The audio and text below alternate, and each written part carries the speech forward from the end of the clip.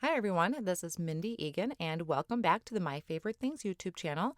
In today's video, I'm going to be creating a really simple card using the Watercolor Wash Stencil. I'm going to share a look at the products that I'll be using, starting with the Watercolor Wash Stencil. I also have Spring Songbird. I'll be using a sentiment off of this. And then I also have the Tweet Memories stamp set, and I'll be using those birds that have that little banner in there. So the first thing that I'm going to do is line up one of the bottom edges of that watercolor wash stencil onto some white cardstock. I have a little bit of washi tape behind there to hold that in place. And I'll be doing some ink blending with Distress Oxides today in Festive Berries, Squeezed Lemonade, Peacock Feathers, and Wilted Violet. I'm using a mini ink foam blending tool to do my blending.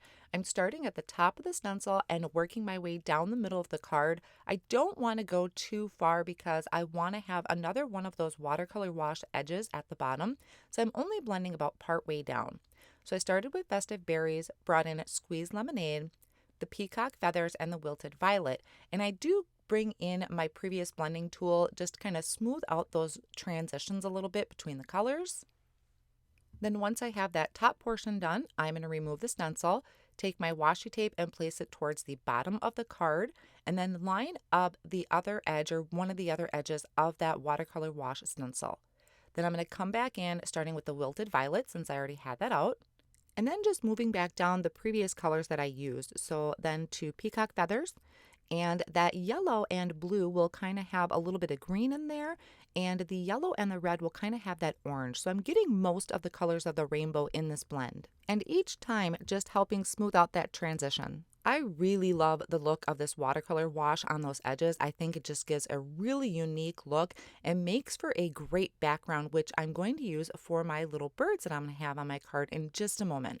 Then I'm going to work on some Copic coloring. This is going to be really quick and simple since it is kind of a smaller image. I stamped my images onto white cardstock with the MFT Stamps black ink. And I'm starting with, I'm going to make my birds bluebirds. So the colors I'm using for this are B26, B06, B04, 02, and 01.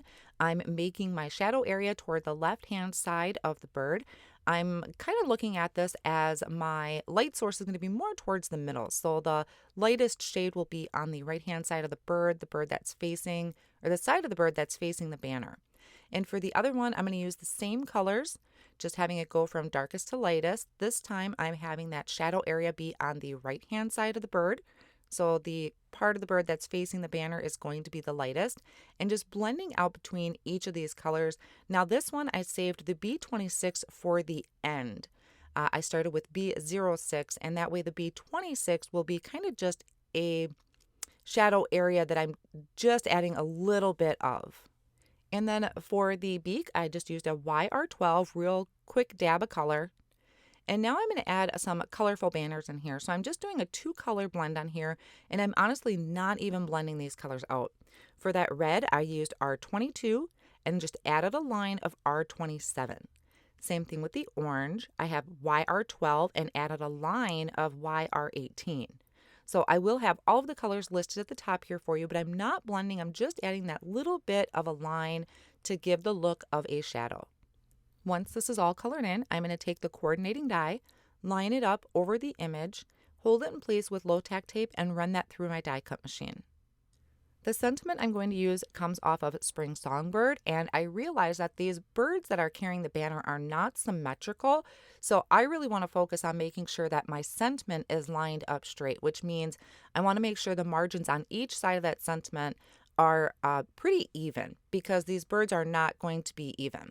So once I stamped that in MFT Extreme Black ink, I'm taking my songbirds and I'm just lining them up with some foam tape. And after I remove the release paper, I'm going to line this up in my background. And since they're not symmetrical, I'm really going to make these kind of askew and have it so one bird is higher than the other. And that will finish off my card for today. I hope you enjoyed taking a look at this great watercolor wash stencil and that unique design that it creates. Thank you so much for joining me today, and I'll see you again soon.